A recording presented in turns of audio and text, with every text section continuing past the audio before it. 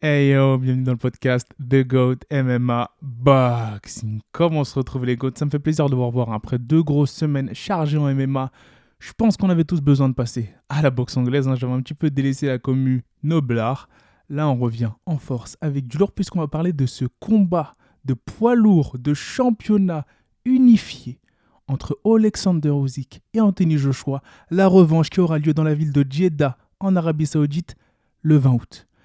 Et il y a beaucoup de choses à dire. Il y a eu des press-conférences qui ont eu lieu hier, notamment, beaucoup d'interviews. Et nous, on va réagir non seulement à cette conférence de presse qu'on a pu voir visuellement, mais aussi, dans un premier temps, réagir au changement d'entraîneur d'Anthony Joshua. Way to go. Everybody came for us, so that's why ain't no quick, no days off. Way to go. Why you all the time on me? I'm a king, I'm obsessed by the label. Way to go. They say I'm different. They can go the keys and I leave them. And they gotta say what I wish for, but it's too late. With the fall, we the best now. Way to go. Et oui, parce qu'on a entendu beaucoup de noms. Robert Garcia, Angel Fernandez, ce sont les deux coachs d'Anthony Joshua. Et on va essayer de savoir comment est-ce que ça va affecter la préparation de ce dernier face au monstre physique qui est devenu Usyk. Et on a l'impression qu'il s'est vraiment habilité à cette catégorie reine des poids lourds. Alors, dans un premier temps, moi, j'aimerais savoir qui est ce Angel Garcia pour vous, le grand public. J'aimerais qu'on détaille un peu ce personnage et surtout qu'on détaille la manière dont il a été approché par l'ancien champion poids lourd. Parce que ça, c'est intéressant. 10-0 en amateur, a coaché notamment en pro des boxeurs tels que Isaac Chamberlain et lui a permis de revenir très fort après sa défaite face à Lorenzo Colli en cruiserweight, si je ne me trompe pas. Et on a pu voir que là, ses travaux ont tapé dans l'œil de l'ancien champion unifié, puisque ce dernier l'a follow à quelques jours de son premier combat face à Andy Ruiz. Il a follow Angel Fernandez, très jeune entraîneur. Puis, il n'a pas envoyé de message. Après sa défaite, il a directement, Anthony Joshua, envoyé un DM à Angel Fernandez pour lui dire qu'il aimerait s'entraîner avec lui. Tout simplement d'abord aux pattes d'ours, aux palettes, qui viennent dans le gym pour s'entraîner. Et du coup, Angel Fernandez a intégré le camp d'Anthony Joshua en tant que coach assistant sous Rob McCracken. Donc vous avez compris, Rob McCracken, qui était le coach de Joshua lorsqu'il a perdu face à Randy Ruiz, le premier combat. Mais avec l'assistance d'Angel Fernandez, Rob McCracken a su, avec son équipe, remonter la pente puisqu'ils ont pu récupérer leur ceinture face à Andy Ruiz, très belle prestation d'Anthony Joshua, défendre leur ceinture face à Pulev et enfin, malheureusement, ils ont perdu, encore une nouvelle fois, leur ceinture face à Usyk. Et c'est là que ça chauffait un peu pour McCracken. J'avais fait une vidéo à l'époque qui a été supprimée malheureusement, réglementation YouTube. J'avais fait de l'animation, j'avais mis plein d'images dont certaines je n'avais pas les droits. Et dans cette vidéo-là, j'ai mis en avant les multiples problèmes de coaching que Rob McCracken avait implémentés dans ce combat-là et qui avait beaucoup porté préjudice à Anthony Joshua parce que ça avait fait un gros tollé. On se souvient que dans ce combat-là, Anthony Joshua, il se faisait outboxer énormément, il se faisait toucher, mais dans le coin de ce dernier, Rob McCracken lui disait que c'était magnifique ce qu'il faisait. Beautiful AJ, excellent. Il s'est notamment fait beaucoup troller, le coach, vis-à-vis de ces remarques-là. Et on a vu que là, dans une récente sortie médiatique, après des conférences de presse qui ont eu lieu hier, Anthony Joshua a déclaré « C'est vrai que je vous avoue que j'avais l'impression d'être Mohamed Ali sur le ring. Jusqu'au 10e round, j'avais l'impression de tout dominer. » AJ, c'était pas trop ça. Et là, on peut remettre visiblement son coach en cause. Parce que lorsqu'on prend un coach comme Virgil Hunter, par exemple, qui est le coach de notre poids lourd français, Tony Oka, on voit que lorsque tu perds un round, ce dernier n'hésite pas à te le faire remarquer. Et là, Rob McCracken, avec une succession de rounds perdus, a continué à dire à Anthony Joshua qu'il était en train de gagner. Et ça n'a pas du tout été très bien vu du public anglais. Du coup, Anthony Joshua a décidé de prendre une décision radicale après cette défaite face à Usyk, cette première défaite face à l'Ukrainien. Et il a fait le choix de sortir Rob McCracken de son team, mais pas totalement. Il a dit cette fois-ci, tu ne seras plus le coach principal. Le coach principal, ce sera Angel Fernandez. Donc c'est une histoire assez folle pour Angel Fernandez parce que lui qui était un grand fan de AJ déjà est devenu fou quand il a vu que ce dernier l'avait follow. Mais en plus de ça, ce dernier lui a demandé de venir et quelques mois après, il devient le coach principal de l'ancien champion pour ce combat de revanche et de championnat d'unification. Donc, enfin, de championnat unifié. Donc là, c'est vraiment fou. Je trouve que, je ne sais pas si vous vous rendez compte de l'histoire pour Angel Fernandez. Bien sûr, Rob McCracken, comme l'a dit et l'a déclaré Anthony Joshua, a toujours le droit de venir à la salle et de donner des conseils par-ci par-là. Mais malheureusement, celui qui a le lead sur les directives, c'est Angel Fernandez. Et attendez, ce n'est pas le plus étonnant dans cette histoire-là. Après avoir pris la ferme décision d'élever Angel Fernandez au rang de head coach et de redescendre d'un niveau, Rob McCracken, il a fait le choix d'ajouter à son camp en tant que coach assistant principal, mais plus coach principal. En fait, c'est assez flou. On dirait qu'il a 2 coachs principaux. Il a fait le choix d'appeler Robert Garcia. Rien que ça. L'illustre Robert Garcia. Le fameux oncle du champion dans plusieurs catégories, Mikey Garcia. Ce dernier d'ailleurs qui est sous le feu des radars, silencieusement, en secrète comme diraient certains, complètement passé inaperçu, a pris sa retraite. Donc moi, ça m'a assez surpris. Certains diraient qu'il y a un sentiment d'inachevé. Moi, je ne dirais pas ça. Je dirais que bon, il a fait certes un mauvais choix en prenant Errol Spence, mais il a voulu devenir grand, dare to be great, comme disent les Américains. Ça s'est pas passé comme prévu, et c'est vrai qu'après cette défaite-là face à Errol Spence, c'était un peu la descente aux enfers, et la motivation n'y était plus.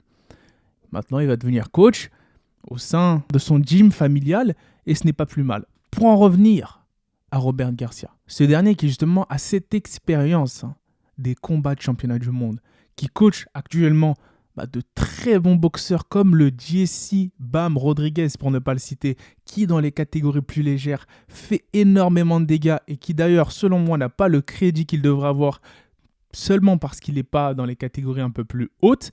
Mais ce qu'il montre sur le ring, en termes techniques, ça fait peur. Le jeu de jambes, il est lomachenkesque. je viens d'inventer ce mot-là, mais c'est vraiment l'adjectif que j'utiliserais pour décrire le jeu de jambes de ce jeune Jesse Bam Rodriguez. C'est vraiment impressionnant. Pour en revenir justement une deuxième fois à Robert Garcia, là on peut se poser la question, qu'est-ce qui va se passer ? Comment est-ce que Anthony Joshua va interagir avec ces 2 coachs ?